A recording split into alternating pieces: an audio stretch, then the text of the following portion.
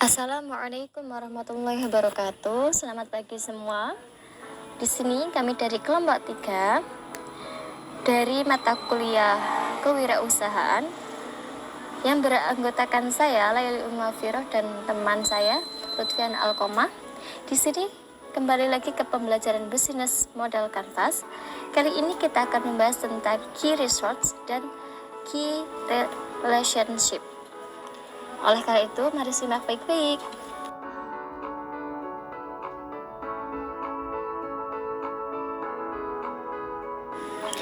Oke, kembali lagi ke pembelajaran bisnis model kanvas. Kali ini kita akan membahas tentang key results. Key results berbicara mengenai aset penting yang harus kita miliki agar bisnis kita bisa berjalan sebagaimana mestinya. Nah, aset penting apa saja sih yang bisa membangun bisnis kita semakin lancar? Tergantung apa ya? Oke, baik, yang pertama itu tergantung dari customer segment yang kita tentukan awalnya. Yang kedua tentang value proposition.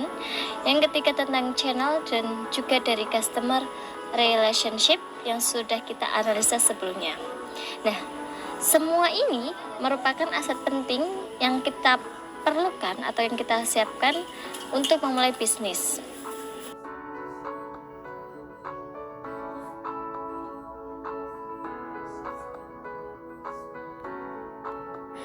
Key results ini dapat dikategorikan menjadi beberapa bentuk atau type of key results. Yang pertama, physical. Contoh dari aset physical itu membuat bisnis kita butuh dong namanya lokasi atau tempat, kendaraan yang dibutuhkan, mebel apa saja yang diperlukan. Nah, hal-hal ini yang ditentukan terlebih dahulu sebelum kita memulai bisnis. Yang kedua yaitu intelektual. Nah, dalam berbisnis itu kita perlu namanya aset intelektual. Apa saja itu? Yang pertama ada merek, atau brand, hak paten, copyright, seperti itu. Itu ada aset intelektual. Nah, beberapa perusahaan sangat bergantung pada intelektual ini. Misalnya yang sudah kita ketahui perusahaan Apple, Zara, dan sebagainya. Kenapa mereka bergantung pada merek ini? Karena customer mempercayai merek ini. Nah, hal itu akan susah bila kehilangan hak aset intelektual ini. Jadi hak intelektual ini tuh sangat penting. Contoh lain itu perusahaan desain biasanya bergantung pada copyright atau hak paten untuk menjual produknya. Kemudian kita masuk aset yang ketiga, yaitu aset yang tidak kalah penting, yaitu adalah human. Di beberapa bidang khusus human sangat diperlukan dalam bisnis ini. Kita harus memikirkan itu SDM, seperti apa yang dibutuhkan, terus kemampuan seperti apa yang dibutuhkan harus diperhitungkan terlebih dahulu.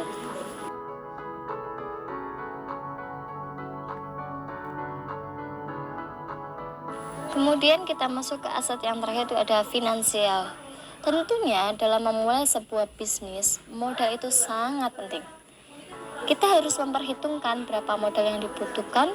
Modal bisa berupa uang cash, kredit, atau yang lainnya.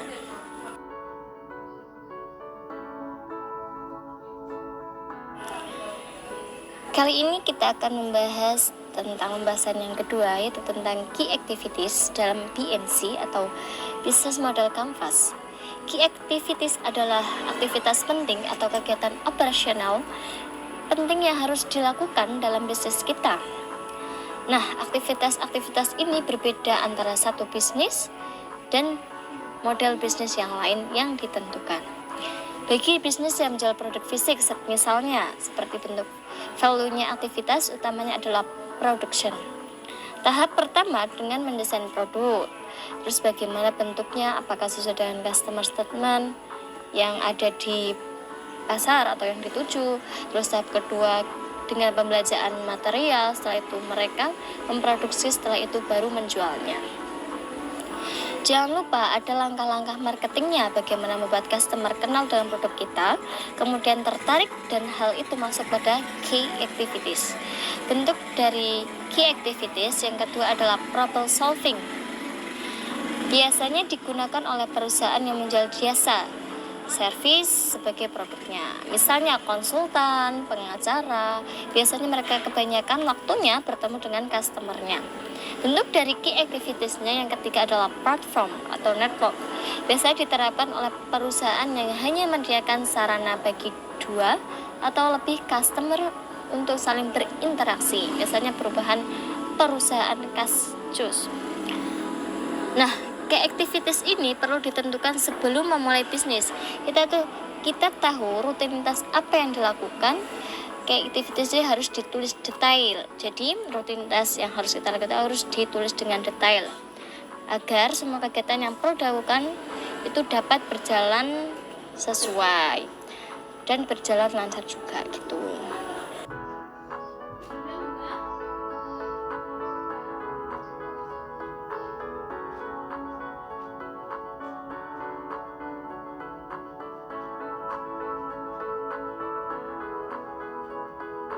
Memasuki materi yang selanjutnya tentang key partnership. Kebanyakan orang beranggapan bahwa key partnership ini sama dengan supplier. Dilihat dari semantiknya, key partnership ini adalah partner kunci yang paling penting. Mengapa kita membutuhkan partner dalam berbisnis? Yaitu yang pertama alasannya untuk mengurangi biaya-biaya. Yang kedua untuk mengurangi resiko dalam berbisnis. Yang ketiga itu untuk bisa menggabungkan kekuatan partner supaya kita bisa meningkatkan value kita kepada customer. Contohnya, ketika kita memproduksi sendiri terlalu mahal, lebih baik kita berpartner. Contoh misal kita ingin membuka usaha mie ayam. Nah, kapan kita berpartner sesuai dengan kebutuhan? Misal kita tadi ingin mengusahakan mie ayam itu, kita menggunakan mangkuk-mangkuk yang unik. Kita berpartner dengan pembuat mangkok unik tersebut, jadi itu bisa mengurangi biaya. Nah, sebuah bisnis itu tidak lepas dari pengambilan keputusan yang strategis. Jadi keputusan tersebut harus tahu posisi, harus melihat situasi juga seperti itu.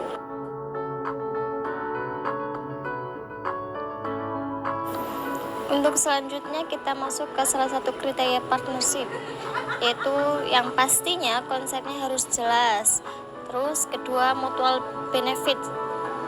Jadi antara kedua orang itu yang berpartner itu dalam berbisnis itu harus saling menguntungkan. Terus kriteria apa saja dalam berpartner? Itu pertama adalah aturan atau rulers, yang kedua adalah roles atau peran.